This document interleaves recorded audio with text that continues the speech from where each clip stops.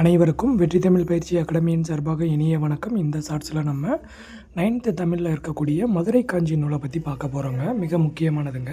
So இந்த பகுதி தான் நம்ம பார்க்க போகிறோம். நல்லா பார்த்து வச்சுக்கோங்க. ஏன்னா 10 பாட்டு 8 தொகை நமக்கு இருக்குது. ஸோ நல்லா பார்த்து வச்சுக்கிறணும். இதில் என்னென்ன இருக்குன்றதை ஃபஸ்ட்டு பாருங்கள். ஃபஸ்ட்டு உங்களுக்கு தெரியுமால ஒரு கொஸ்டின் வச்சுருக்காங்க.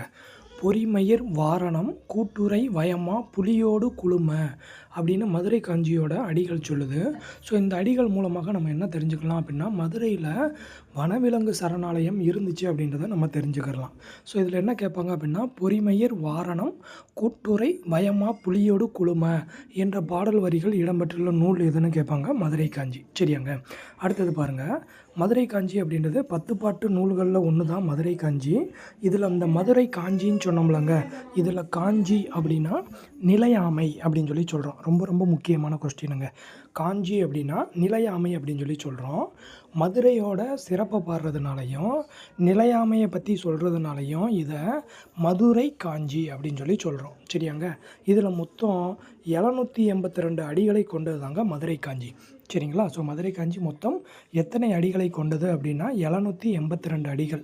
இதில் 354 அடிகள் மதுரையை பற்றி சொல்லுது. ரொம்ப ரொம்ப முக்கியமானதுங்க.